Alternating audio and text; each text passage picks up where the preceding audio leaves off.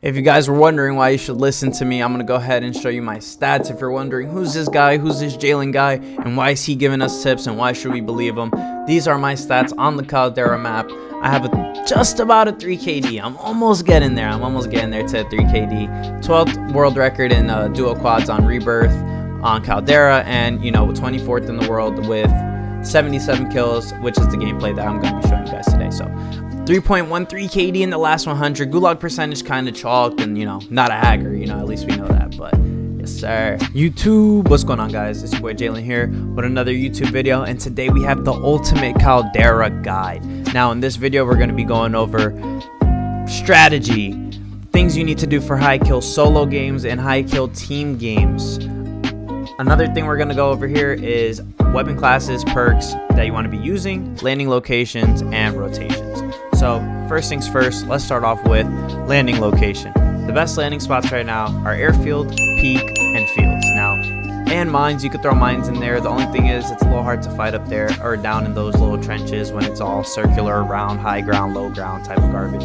I recommend going peak. Peak gives you the best rotation. Now, landing peak allows you to go from, let's say, the top of the map. It allows you to fly to fields, it allows you to fly to airfields, it allows you to fly to mines, and you get automatic high ground while doing this. So the only thing with peak is it's very hard to maintain life, literally. Like, it's very hard to stay alive on top of peak because there are so many people that go up there, grab guns.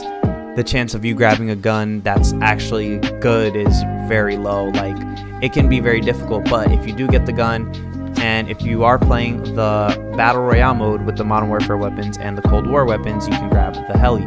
The heli allows you to swoop in, get a lot of kills, and clear out the top, and then you let your teammates clear out the bottom. Now, that has been pretty much our strategy when playing that game mode, and it has been working out a lot. I'd end up with 5 kills out the heli, and my teammates pretty much get to clean out the entire bottom, and we automatically have a great start. With the loadout being the way it is and us not being able to buy it, we can now get the chance to use self and to buy UAVs. Now, you can prepare for the loadout, if you don't want to wait for it or you don't want to go all the way to it, because it does spawn inside of the circle and it will spawn next to the squad leader. So if you see that star right by your name, know the loadout will spawn by you if you are in the circle. If you are outside of the circle, it will just spawn nearest to you in the circle.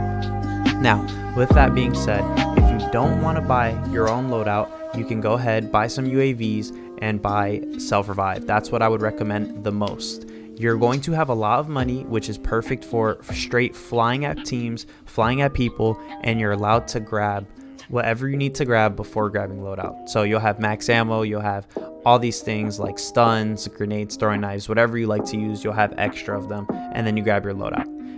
Perks for the loadout, I definitely recommend using Combat Scout, definitely recommend using Overkill due to there being, usually only one loadout, so you don't have time to really ghost up like that.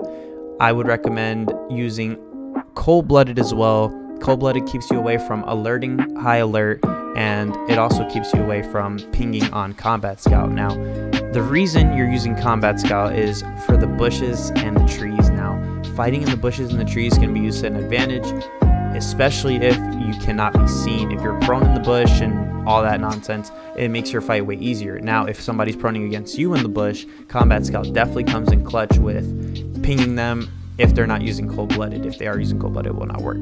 But I definitely recommend using Combat Scout because there's a lot of perks on guns that you can now use called Tape Grip. I believe some guns have the ability, it's a perk. It's perk 1 to switch guns, swap guns faster. And perk 2, I know the name of this one, is On Hand, and you are allowed to throw your equipment faster. So if you're someone who does throwing knives a lot, you could definitely just use a throwing knife the same way as if you were using amped. So it comes in very, very clutch. One more thing that I will say about the loadouts is you can use fully loaded. The guns in the Vanguard weapons tend to burn through AR ammo very fast because they shoot very fast. But other than that, you guys should be able to use any gun. I recommend the NZ41, the STG, the bar, and the automaton. Obviously, those are the easiest guns to use. Those are pretty much the meta weapons, if you will, right now. And SMGs, I definitely say go with the PPSH and the MP40 if you are uncertain of what to use. Now that you have loadout out the way, what you really want to start doing is grabbing bounties. Bounties are going to lead to your cash flow. It allows, if somebody dies, you can pick them up. If you need a UAV, you're able to buy a UAV. That comes in very clutch for people who tend to 1v4, 2v4. If you're split, it helps a ton, because then you don't have to worry about, oh, I have to wait, I have to be bought back. You're perfectly fine. Considering you had all that money before, you now have self-revive, you're perfect.